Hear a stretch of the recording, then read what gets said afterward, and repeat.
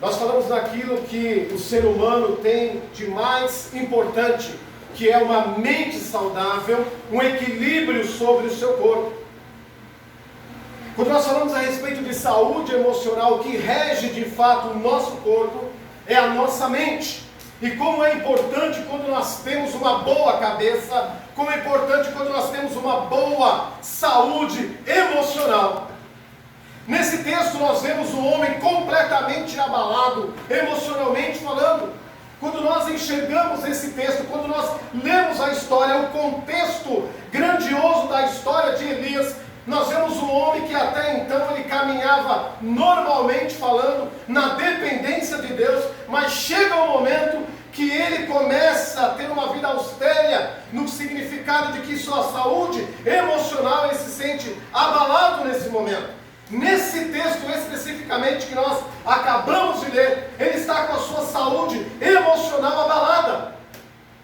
E o que nós devemos fazer quando nós se encontramos nesta situação? Elias não sabia mais o que fazer da sua vida. O texto diz, a história diz que Elias e Tisbé, uma pequena cidade ali do norte de Israel, Deus encontra aquele homem ali, homem especial, cujo significado de Elias, Yahvé salva. Era um homem que ele ia fazer história. É tanto que o apóstolo João cita ele em Apocalipse, quando diz que ele fará parte das duas testemunhas. Quem são essas duas testemunhas? Essas duas testemunhas são Moisés e Elias. O que significa essas duas testemunhas, as quais a palavra de Deus diz que eles virão para este mundo. Qual o significado dessas duas testemunhas? Elas significam o castigo.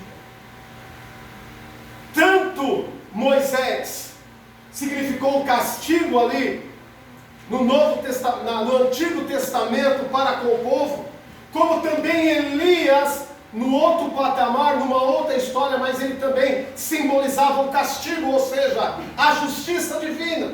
Essas duas testemunhas, é claro que alguns teólogos, eles têm outras variantes, aí outras nuances, mas eu acredito que essas duas testemunhas, elas simbolizam, dentro do meu estudo, é óbvio, significam o castigo, a justiça de Deus. E a volta, amém. Já vi que ele concordou. Então o que acontece, meus irmãos? Esse simboliza então, esses dois homens, a justiça, o castigo de Deus. Pois bem, meus irmãos, mas nós vemos o homem de Deus nesse momento, a sua saúde emocional abalada. E diante do abalo emocional desse homem, o que nós fazemos? O que ele fez? Ele foge da realidade. Embora ele foi levantado por Deus, para que ele se levantasse contra Acabe e Jezabel. E a história diz que Acabe, ele era ruim, mas Jezabel, sua mulher, era pior do que ele. Diz a palavra de Deus. Os pentecostais, quando há no seio da igreja, muitas vezes, mulheres que se levantam contra o ungido de Deus, ou se levantam na igreja, o pior nome que os pentecostais chamam alguém é: essa mulher é uma Jezabel. Eu já vi uma mensagem, meus irmãos, que toda a igreja tem uma Jezabel. Aqui não tem. Amém. Meu Deus. Pois bem, meus irmãos, continuando a mensagem do Senhor Jesus. Nós vemos então que o Senhor, ele levanta esse homem. E esse homem, na dependência de Deus, ele faz coisas, meus irmãos, incríveis, espetaculares. A Bíblia diz que mais ou menos, aproximadamente 3 anos e 6 meses não caiu um pingo d'água em Israel. Pela oração deste homem, pela promessa de Deus sobre a sua vida, vai lá e diz, e ele foi boca de Deus e disse: olha, durante 3 anos, é assim, Acabe, que você vai se pôr, é assim Jezabel, é desse jeito, então tá bom, 3 anos e 6 meses, segundo meu Deus, uma gota de orvalho não cairá sobre essa terra. Tinha autoridade ou não tinha autoridade? É óbvio que tinha autoridade de Deus. Muitas coisas esse homem fez em nome de Deus, mas chegou o momento que ele foi emocionalmente abalado. Então, meus irmãos, eu acredito que tantas mensagens que eu já preguei nesta igreja, como é importante nós termos uma boa saúde emocional. Tem pessoas que não perdoam, não adianta, levanta de manhã pensando no seu algoz, levanta de manhã pensando na mágoa, na tristeza, não prospera, não tem alegria, vai ficar doente. Pastor, mas por que você está dizendo isso? Porque em algum momento Acabe e Jezabel machucaram o coração de Elias, a ponto que ele deixou de agir em espírito e começou a agir na carne. Quando um menino, um garoto, disse assim, meus irmãos, olha, assim que ele acabou de matar ali os profetas de Baal, a espada, o que aconteceu? Um garoto, um menino, leva uma carta de Jezabel para Elias, olha, assim como você fez com os meus profetas, não chegará à tarde amanhã e eu farei o mesmo com você. O que ele fez? Nesse momento ele entrou dentro de uma cratera, dentro de um buraco, dentro de um esconderijo. Em primeiro lugar, quando nós estamos abalados, emocionalmente falando, a primeira coisa que nós queremos é esconder. Quero dizer para vocês que a minha mensagem está aqui, ó, é 4 linhas só, tá? Só 4 linhas. A primeira coisa que nós fazemos, nós escondemos. Quando nós estamos mal, espiritualmente falando, a primeira coisa que nós queremos fazer é nos esconder. A primeira coisa que nós queremos, meus irmãos, é não encontrar com o nosso algoz. Não queremos encontrar com a pessoa que nós estamos com problema. Se for na igreja, eu falto na igreja. Se tiver uma festa, eu falto na festa. Se for na rua, eu não vou mais passar pela calçada da pessoa. E assim é o que nós fazemos. E abala justamente a nossa saúde emocional. Eu duvido se vocês aqui, se tem alguém aqui essa noite que tem a diferença com alguém aqui, eu duvido o dia que você não pensa nessa pessoa, eu duvido o dia que você não acorda sem pensar nessa pessoa, dorme sem pensar nessa pessoa. Isso é obra de Satanás, é obra maligna para as nossas vidas. Como crentes devemos ser libertos disso.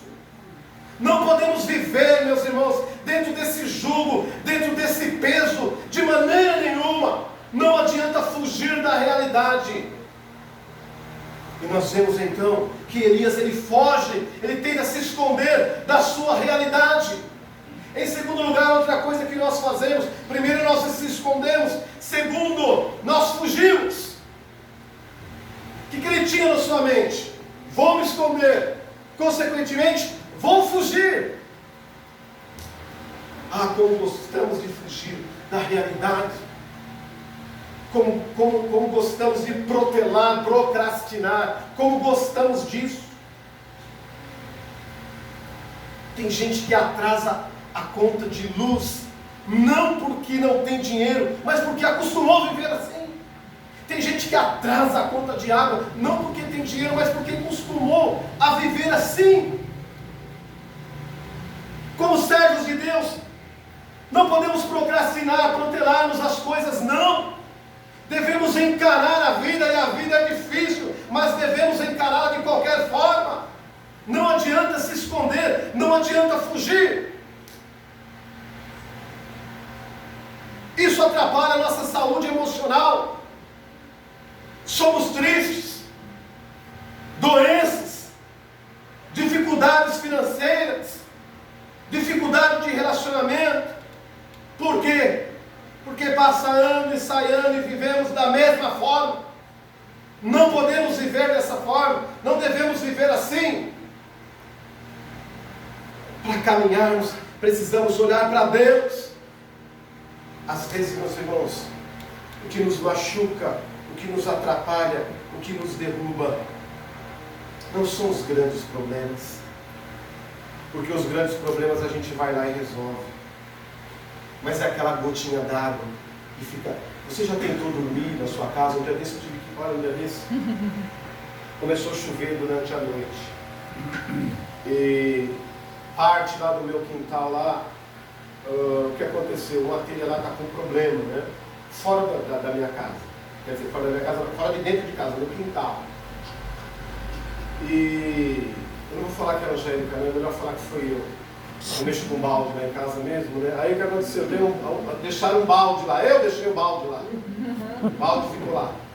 E nós estávamos dormindo, quer dizer, dormindo não, se preparando. Se preparando. E aquela, começou a chover. Aí começou, meus irmãos, aquela gota d'água bater aonde? Na bola. Na bola, fazia assim. E eu falei, não, eu vou trabalhar com a minha mente. Vou trabalhar com a minha... Faz de conta que não está acontecendo isso, porque eu estava com sono, cansado, sabe, meus irmãos? Eu ia me molhar. E quem consegue dormir com um trem desse? Quem que consegue dormir com aquela... Aí parou. E muitas vezes, meus irmãos, o que nos machuca, o que nos atrapalha, muitas vezes, o que tira a nossa saúde emocional, não são os grandes problemas. Que você possa levar essa mensagem para sua casa, mas é aqueles problemas que fazem assim, ó.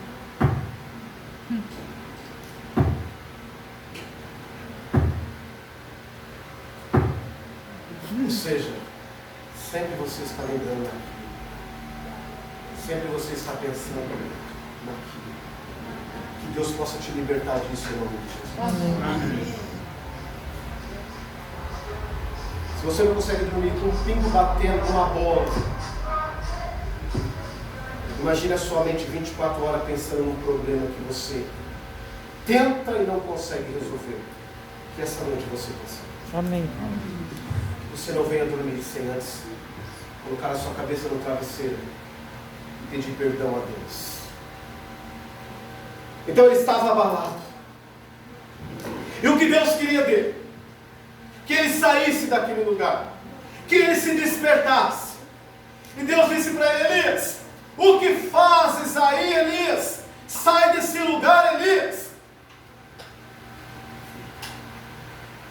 E Elias relutava ainda em ficar naquele lugar, e Deus dizia para ele: Elias, sai desse lugar. E ele ainda relutava ainda mais, ficando naquele mesmo lugar, e Deus disse para ele: Elias, sai dessa caverna, sai desse lugar, Elias. E Elias lá dentro. Em certo momento Deus mostrou para ele: Elias, olha para trás, olha o que eu fiz, Elias. O que você está fazendo aí, homem de Deus? Saia dessa caverna, Elias. E Elias continuava lá dentro. Essa semana eu tive um privilégio e uma responsabilidade. Uma igreja aqui, um pouco perto de nós, sem pastor. E a diretoria me procurou, né, para que eu pudesse então ajudá-los nesse aspecto, né? E uma das coisas que o vice-presidente da igreja, presidente da igreja, disse, falou assim: pastor, ele já me conhece há muitos anos, né? Ele acompanha a minha vida. Ele falou: pastor, eu não tenho vontade de largar tudo, eu tenho vontade de abandonar tudo. Nós nos reunimos na terça e ontem à tarde. Tenho vontade de abandonar tudo, pastor. E eu vim conversar com o senhor dá um conselho, né? A igreja, os irmãos pediram para eu vir falar com ele. Eu falei para ele: quem abandona o barco é um covarde. Quem larga aquilo que o Senhor colocou nas mãos, a qual o Senhor confiou, quem faz isso é um covarde. É a primeira palavra que eu tenho para falar isso para você. Ah, mas eu estou muito machucado. Ah, eu estou isso, eu estou aquilo, eu estou aquilo outro. Eu falei: pois é. Enquanto você estiver agindo no eu, o que atacou eu, o que machucou eu, o que fez isso comigo, o que fez isso, esquece isso.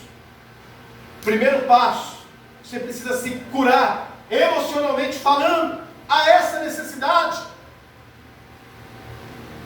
Quando, meus irmãos, nós temos uma saúde emocional abalada, qualquer coisa que venha falar ao nosso respeito, nós não aceitamos.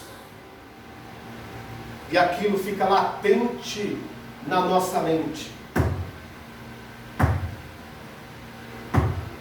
Às vezes demora mais, né?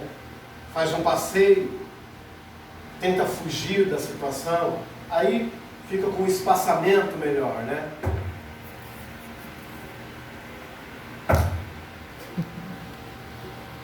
Mas não para. Não cessa. Que nós, como servos do Senhor, que nós, como servos de Deus, possamos buscar uma saúde emocional equilibrada. E às vezes nós espiritualizamos tudo.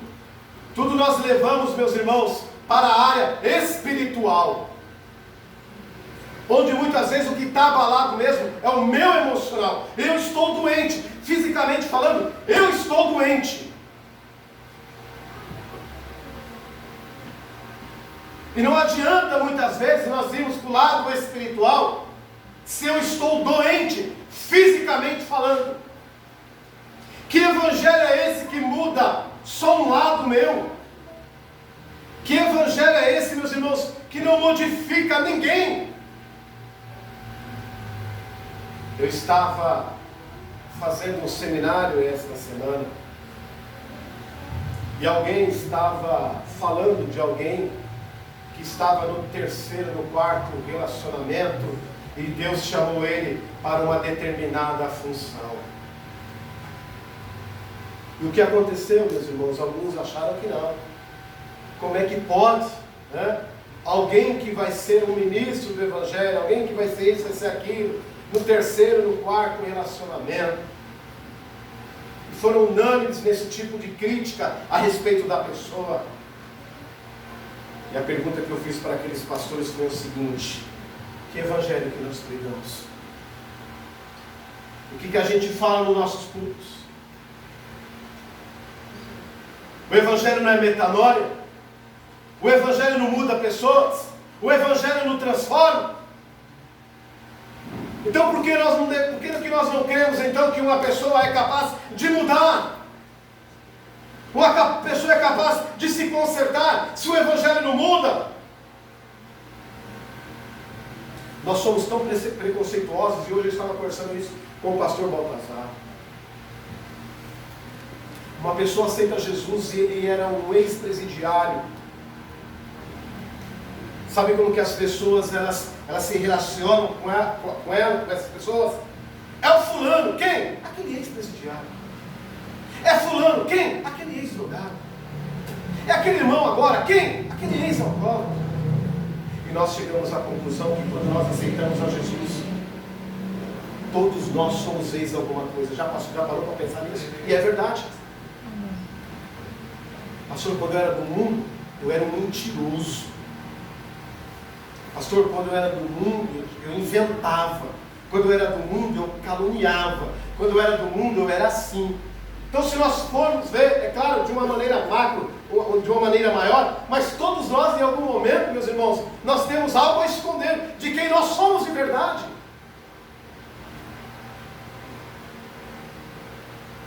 E Elias, por diversas vezes, ele se colocou de uma maneira estranha para com Deus.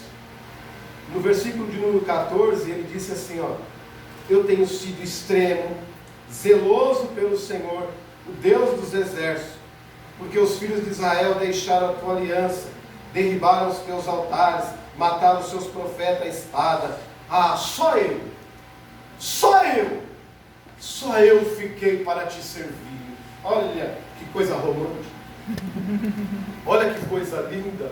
Estou na igreja, sirvo ao Senhor, sou dizimista, sou ofertante.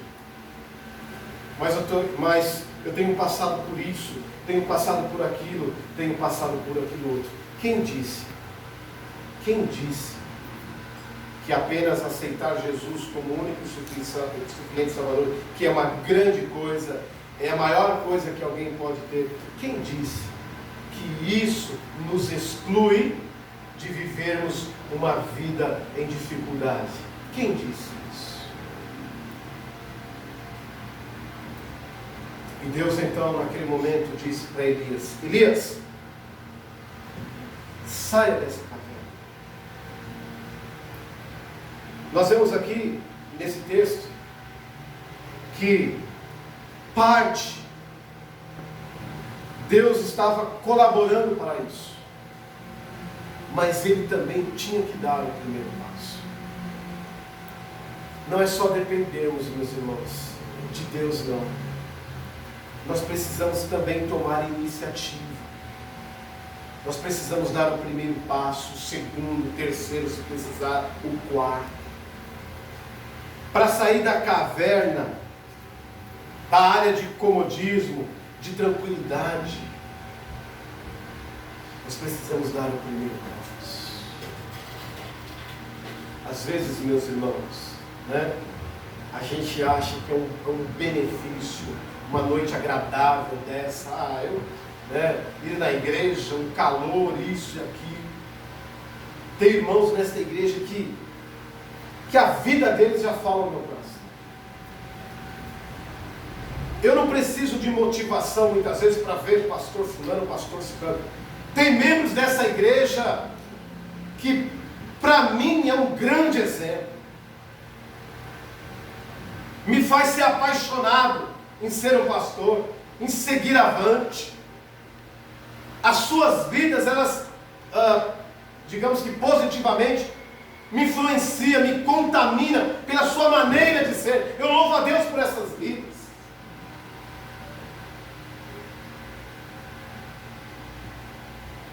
E nós vemos então que Deus pergunta para Elias: que fazes aqui, Elias?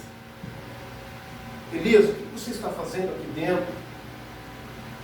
Sai daqui. Mas nós vemos que mesmo na caverna, mesmo dentro de uma cratera, mesmo numa escuridão, mesmo num lugar terrível, mesmo assim, Deus estava com eles. Mesmo assim, Deus estava presente na vida dele. Mesmo ele no momento tão sensível, no momento tão, podemos dizer, que ele estava tão carente, tão abalado, mesmo assim, Deus estava com ele. Eu quero dizer para você nesta noite: busque ter uma saúde emocional. Busque estar em paz com você mesmo. Quando nós estamos em paz com nós mesmos, a gente está com paz, a gente tem paz com Deus. Quando nós estamos bem com nós mesmos, pode ter certeza que nós estamos em paz com Deus. O relacionamento que nós temos com os nossos irmãos, ele desencadeia, ele mostra o relacionamento que nós temos com Deus. Quando nós temos um coração perdoador, da mesma forma Deus perdoa os nossos pecados.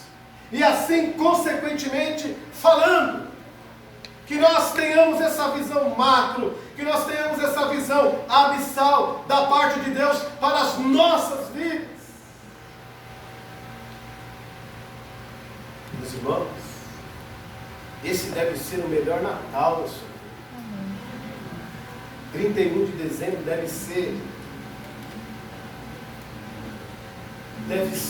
o ano especial. Quantos começaram e você vai terminar em nome de Jesus? Amém. Glória a Deus. Isso é motivo de você, igual diz os pentecostais, isso é motivo de glorificar Deus de pé.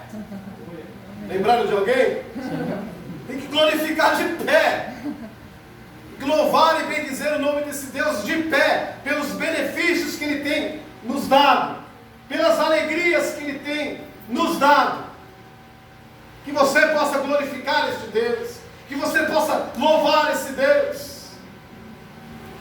Que você não seja alguém doente, que você não seja alguém triste, mas que você possa conscientizar que você é obra-prima de Deus.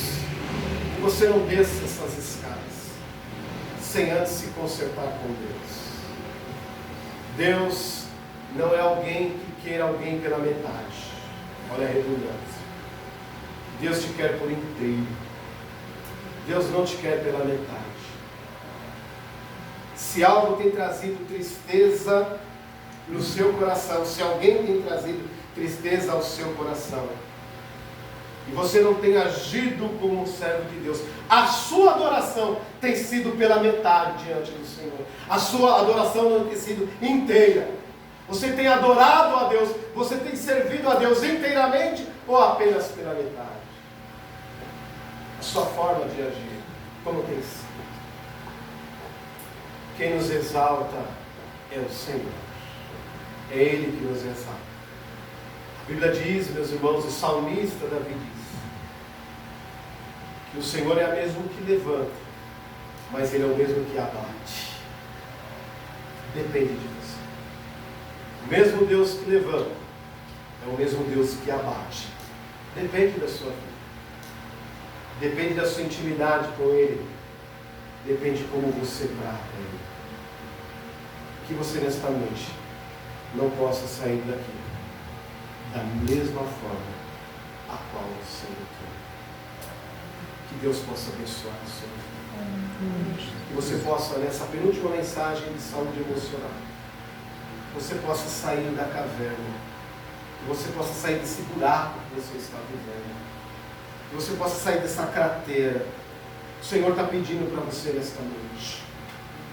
Irei fazer uma conjectura agora, mas é o que o Senhor está dizendo nesta noite.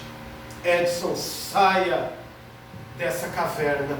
Érica, saia dessa caverna. Angélica, saia dessa caverna. Juan, Saquiel, saia dessa caverna. É isso que Deus está dizendo nessa noite. Saia daí. Caverna não é lugar de crente. Volte novamente a ser quem você era antes. É isso que Deus está dizendo. Tenha uma excelente saúde emocional. Não adianta apresentar ao Senhor uma alegria externa, a qual só Deus sabe quando você coloca a sua cabeça ali no travesseiro. Só Deus conhece só Deus e você conhece esse toque.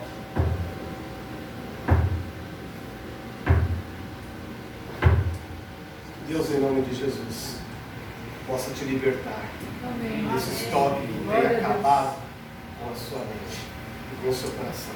Feche seus olhos.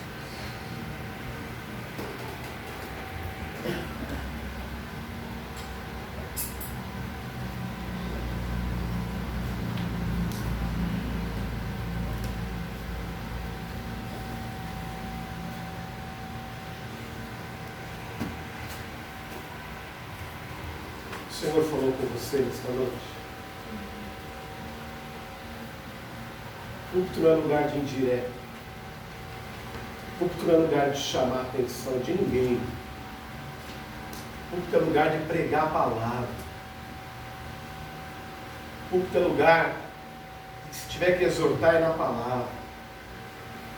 Púlpito não é lugar de desabafo. Púlpito é lugar de palavra de Deus. Púlpito é lugar de mensagem do Senhor. O Senhor nessa noite falou no seu coração. Algo disse o seu coração nessa noite. Você muitas vezes tem tentado pegar no sono, ou tem acordado com esse barulho.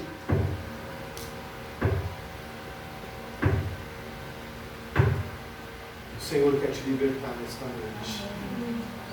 Se você está doente, o Senhor quer te curar. E não sinta-se envergonhado neste momento, não. O pastor vai estar fazendo um apelo, mas o primeiro que se coloca diante de Deus, precisando de fato se livrar disso, é esse que nos prega. Alguém nesta noite, o Senhor falou no seu coração, gostaria de ter a sua vida mudada, e transformada. Presta atenção. Quando a gente confessa os nossos pecados, nós somos perdoados.